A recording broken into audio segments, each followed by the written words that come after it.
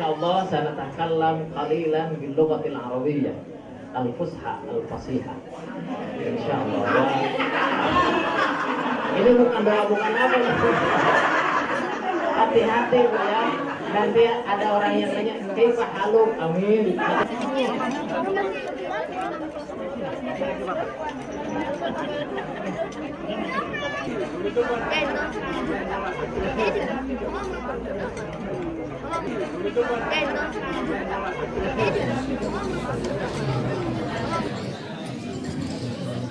Allahu Akbar, Allahu Akbar.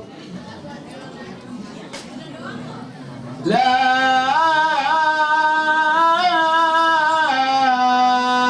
ilaha illallah.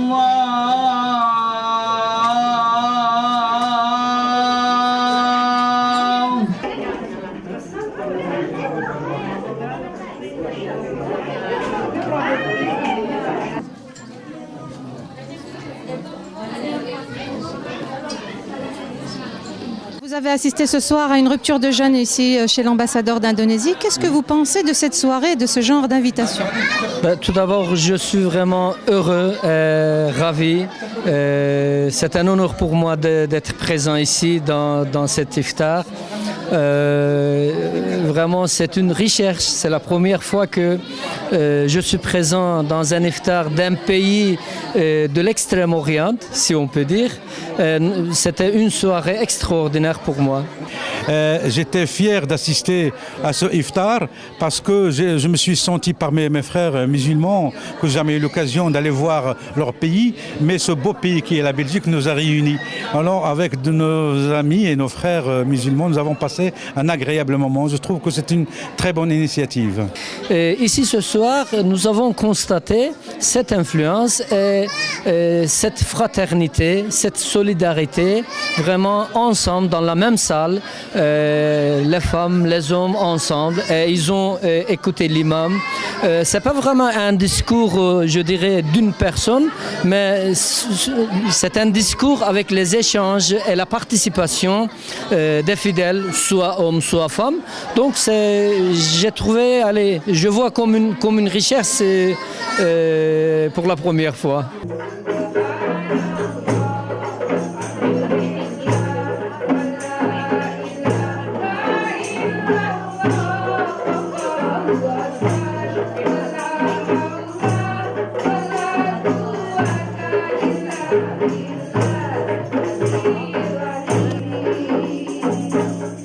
Comme on dit en Belgique, la soirée était bon enfant. Donc il y avait aussi cette mixité entre des groupes des sœurs qui ont chanté des anachid en islam. Il y avait avant le Maghreb des prêches d'un imam qui prêchait aussi les valeurs de l'islam et qui, ayant senti la présence d'une communauté arabophone, il a fait l'effort de traduire en arabe classique pour que tout le monde puisse suivre, et il expliquait aussi à ses compatriotes les valeurs de l'islam en langue de leur pays. Moi je trouve que c'est une soirée d'ouverture. On doit prendre exemple normalement de cette initiative. Alors la communauté indonésienne souhaiterait avoir un centre culturel indonésien ici en Belgique. Alors vous, en tant que président d'exécutif, est-ce que vous êtes favorable à ce genre de centre? Nous sommes favorables au vivre ensemble, avec tout le monde, avec toutes les cultures, toutes les différences. Je crois que c'est la richesse de la Belgique et d'avoir les différentes cultures. Donc dans la même ville, je crois qu'ils ont le droit d'avoir un centre culturel à Bruxelles. Et nous sommes favorables et nous soutenons donc cette idée de centre culturel de ces frères. L'annonce a été faite, une récolte qui a été entamée, mais je trouve que c'est une bonne chose. Des gens portant de vraies valeurs, comme on l'a vu, nécessitent qu'on les aide. Moi, je suis partant à aider. Je suis prêt à mettre ma main à la pâte, comme on dit, et pour les aider à récolter des fonds pour ce centre. Moi, je suis partant, franchement. À votre avis, qu'est-ce qu'il rapporterait de plus ici en Belgique? Mais c'est déjà cette diversité culturelle. Quand il y a cette diversité, il y a aussi le choix de suivre. C'est ça la beauté de la diversité.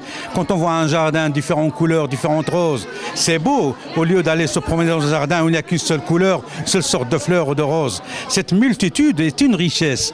Et comme disait Paul Valéry, enrichissons-nous de nos différences. Pourquoi pas? C'est une richesse qui peut nous apporter, nous tous musulmans ou pas musulmans. C'est une richesse dans la société. Alors, nous sommes à la fin du Ramadan. Est-ce que vous avez un petit message pour la communauté musulmane de Belgique et d'Europe et du monde entier? Voilà, normalement au début du mois de Ramadan, on n'a pas commencé malheureusement ensemble toute la communauté musulmane de Belgique, mais Inch'Allah, peut-être la fête on va faire ensemble, Inch'Allah, j'espère, parce que c'est un problème dans le monde musulman malheureusement. Mais nous sommes à la fin du mois de Ramadan. Je crois que ce mois sacré, ce mois béni et ce mois de bénédiction et de rahma nous a apporté beaucoup de choses, beaucoup de vertus, beaucoup de valeurs. Inch'Allah, même après le Ramadan, on va garder ces valeurs parce que l'islam n'est pas seulement pendant le mois de Ramadan. On va continuer, Inch'Allah, à vivre cet islam, cette fraternité et ces richesses, même après le mois de Ramadan. Je souhaite une excellente fête de Ramadan à tous les musulmans de ce pays. I'm very pleased the Indonesian ambassador invited us to come here. The Indonesian people are very kind. They are an example for every Muslim on the world because they are very kind. A few months ago we had an Indonesian night at our mosque, the Koepel. We invited the Indonesian community to make contact with our community, the converts, and it was very nice.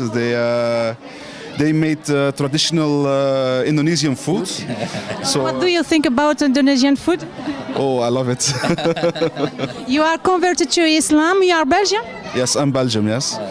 I'm a convert for now almost 11 years. Alhamdulillah. We have the privilege actually to have him with us tonight, and we will always have a contact in the future with Brother Ali and other brothers in the Masjid al-Koepel and other. What is your message for the community, Islamic community here now? Inshallah, in few days we have Eid Iftar. I wish them all a good iftar, and may Allah accept their prayers and their fast, inshallah. Nini, on est ici aujourd'hui chez l'ambassadeur d'Indonésie. Il a invité plusieurs personnalités et plusieurs personnes ici. Est-ce que c'est naturel? Oui, nous sommes comme la famille. En Indonésie, c'est comme ça. Nous sommes tous les frères et sœurs et la famille. Nous sommes tous les réunions comme la famille. On nous a dit que vous souhaitiez ouvrir un centre culturel indonésien. Alors, est-ce que vous pouvez nous dire deux mots là-dessus? Pourquoi un centre culturel indonésien? Oui, parce que nous sommes nombreux en Belgique, à Anvers et tout à Liège et tout autour de Belgique. Donc, nous aimerions avoir un centre rien que pour nous, parce que nous sommes, c'est ça, pour améliorer notre communauté. Comme nous sommes très loin de notre famille en Indonésie, mais ici on est tous ensemble, c'est comme on est dans la famille, la grande famille. Donc nous sommes ouverts aussi pour tout le monde, pour toute la communauté musulmane en Belgique, comme les amis et tout.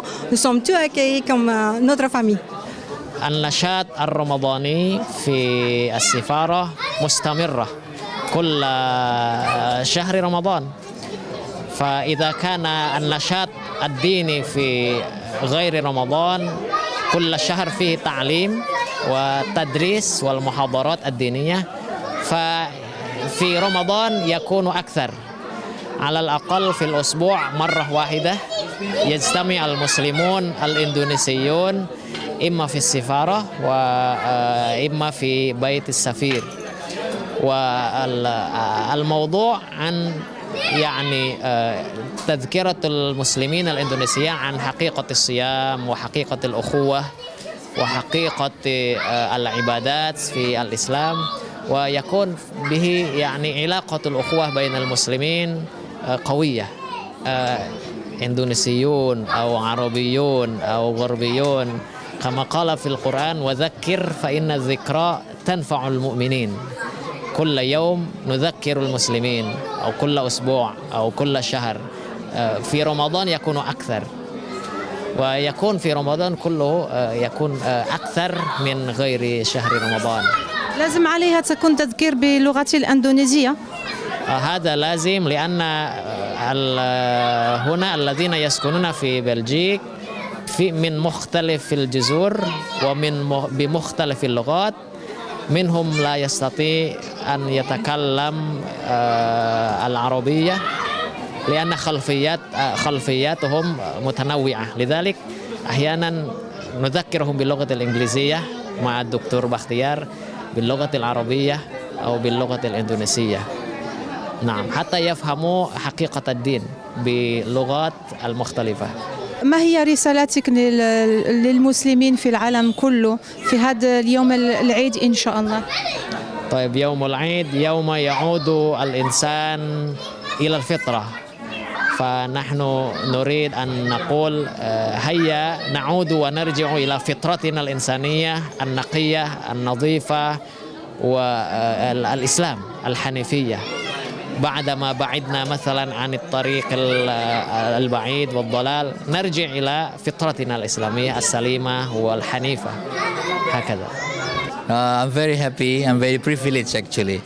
It is my privilege to be able to invite everybody, Indonesian community, also some leaders from the Islamic community here and enjoy the iftar together, listen to Tausiah, and also having dinner and have a good conversation. Everybody was very surprised because the Indonesian community is very open. She's always smiling. They said they are happy to be here today. What do you think about that? I'm glad that people can share the positive energy of the gathering today. For the Islamic communities, we hope that this Ramadan this time around will give them a blessing.